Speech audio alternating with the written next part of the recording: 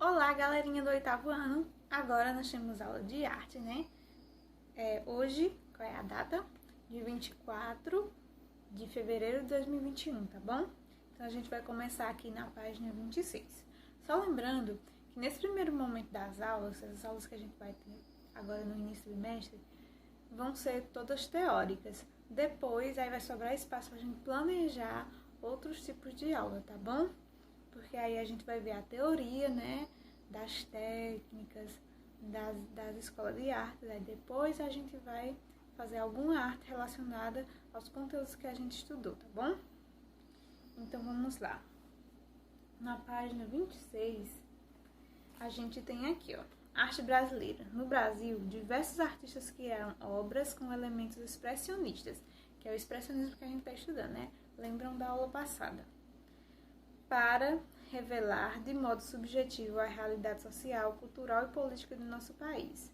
Entre eles, destacam-se Cândido Portinari, Anida Malfatti e Lazar Segal. Observe as obras seguintes: Portinari, O Menino Sentado, e Anita Malfatti, O Homem Amarelo. Aí aqui, ó, pesquise outras obras de artistas brasileiros influenciadas pelo expressionismo europeu e organize uma exposição com a turma em um espaço da escola. Vocês vão só pesquisar, no caso, mas a exposição, por enquanto, a gente não vai organizar, tá bom? Porque a gente não tá na escola. Aí aqui a gente vai para uma sessão que se chama Conectando, né, que vai falar sobre o expressionismo ontem e hoje. Aí no decorrer do tempo, o expressionismo influenciou diversos estilos e movimentos que surgiram na arte, e suas raízes estão presentes em estéticas que expressam as angústias de nosso tempo, como o neoexpressionismo, tendência pictórica originada na Alemanha com Georg Baselitz, Anselm Kiefer e Penck, e entre outros. Não sei se eu estou pronunciando certo, porque é alemão, né, minha gente? Então, vamos só relembrar aqui o que é expressionismo. A gente estudou na aula passada que expressionismo era o quê? Era a escola de arte em que os artistas expressavam os seus sentimentos através da arte, né? Tudo o que eles estavam sentindo, principalmente as angústias através dessas artes. Aí, o expressionismo também foi a semente do expressionismo abstrato, movimento criado por um grupo de artistas estadunidenses que se caracterizou nas décadas de 1940 e 1950 com tendências como action painting, pintura de ação. Essas tendências resgataram do expressionismo as pinceladas vigorosas de tinta, a gestualidade do movimento e a expressão violenta das emoções.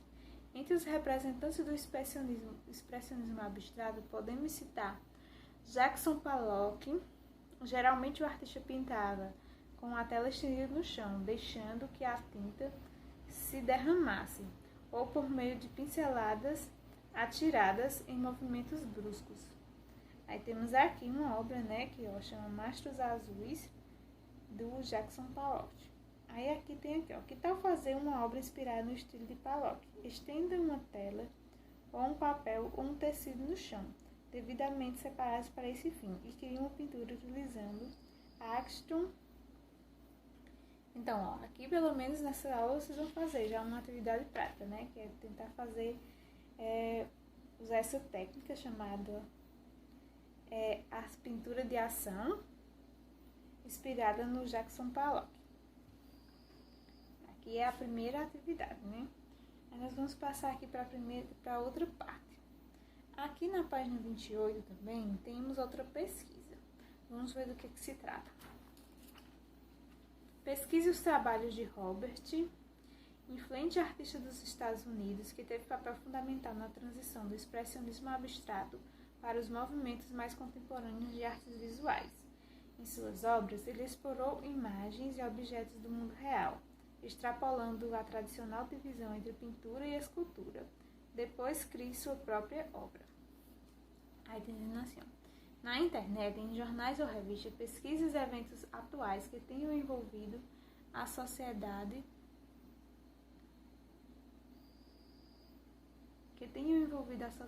de um modo geral, local, nacional ou mundial. Imprima ou recorte as imagens desses eventos. Elabore uma composição sobre os temas pesquisados, combinando colagem e técnica de pintura, para expressar as emoções das pessoas envolvidas. Empregue elementos e princípios dessas novas tendências do expressionismo na criação da composição.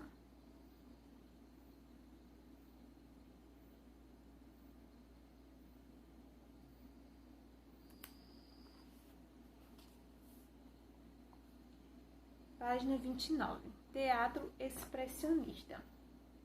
Então aqui, agora a gente vai falar, passado um pouco das pinturas, né, dos artistas que são os pintores, para o teatro, né? O teatro expressionista se desenvolveu com força entre as décadas de 1910 e 1920 e caracterizou-se por criar novas formas de valorizar a subjetividade, subverter as regras e romper os modos de fazer teatro do passado.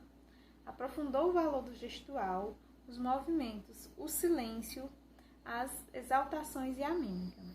Elementos de cenografia, luz, som, cor e música também eram tratados de forma simbólica. Eu gosto muito do teatro expressionista, porque é aquele teatro em que normalmente é aquele teatro mudo, né? Que normalmente os atores pintam o rosto de branco, né?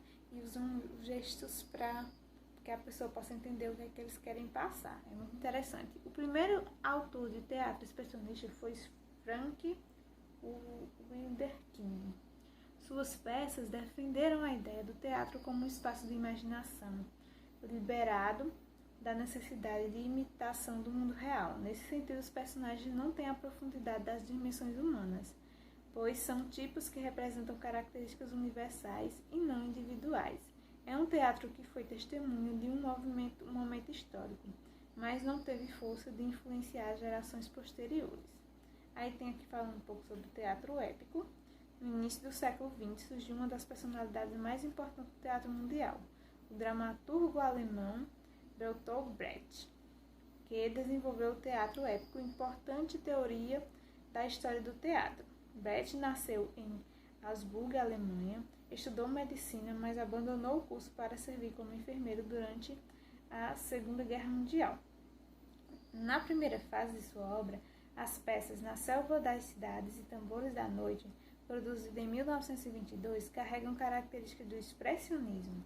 Revolucionou a arte teatral no século XX, utilizando como instrumento de transformação social e reflexão crítica. Aí tem aqui um pouco falando sobre sobre o dramaturgo, né? A teoria e a prática de Brecht redimensionaram o papel do espectador no teatro, rompendo a ilusão e constantemente a passividade. Entre os procedimentos que adotava para isso, havia distanciamento entre ator e personagem, de modo que o público não se iludisse de que via somente o segundo. Ao ponto era a exacerbação da teatralidade, como o uso de instrumentos musicais, projeções e etc. Tudo pensado para que o público não se envolvesse emocionalmente, a ponto de esquecer que estava no teatro e não perdesse seu julgamento crítico. Aí tem uma foto dele aí do lado. E aqui na página 30 tem falando um pouco, tá bom? Além disso, suas peças visavam a conscientização do povo para as questões de sua realidade política, social e econômica. Uma de suas obras mais importantes é Mãe, Coragem e seus Filhos, de 1939, na qual mostra as relações entre a guerra e o capitalismo, por meio de uma personagem contraditória que precisa da continuidade da guerra para sobreviver financeiramente, mas acaba perdendo os filhos no conflito. Destaca-se ainda peças como A Vida de Galileu e a Ópera de Três Vinténs. Aí tem aqui uma fotografia, né, da obra para vocês, e tem falando aqui sobre a arte brasileira, né? Brecht influenciou artistas do mundo todo. No Brasil, a partir dos anos 90, diversas companhias dedicaram-se a retomar suas ideias, como a Companhia do Latão, o Teatro Ágora e o Teatro Vertigem, a Companhia dos Parpatões, entre outras. Esses grupos teatrais, especialmente na cidade de São Paulo, procuraram fazer em suas peças uma reflexão crítica sobre a sociedade atual. A Companhia do Latão é uma das mais importantes no desenvolvimento de um teatro à maneira de Brecht. Ela ganhou inclusive reconhecimento internacional e seu diretor Sérgio de Carvalho foi convidado a realizar uma conferência na Casa de Bette, de Berlim, sobre a experiência brasileira em teatro dialético. Aí aqui tem a Companhia dos Parlapatões é uma das que buscam inspirações no teatro épico de Brecht para a construção do seu repertório e forma de ensinação. Tá vendo aí, ó, os desenhos no rosto dele? É muito característico do expressionismo no teatro. Esses desenhos para deixar as expressões do rosto dos artistas mais fortes. Então, por hoje é só. Vocês têm atividade de pesquisa na página 28 e uma atividade para criar uma pintura utilizando a pintura de ação e uma pesquisa da página 26. Então é isso, a aula de vocês de hoje. Se vocês tiverem qualquer dúvida, é só vocês falarem comigo, tá bom? Lembrando que não precisa me mandar foto das atividades. Quem vai para a escola na semana que vem, né? Se voltarem às aulas. Se não tiver aula semana que vem, continuar remota, então depois eu peço essas fotos para vocês, tá bom? Por enquanto não precisa mandar, porque se voltarem às aulas eu olho no livro mesmo. Tchau, tchau!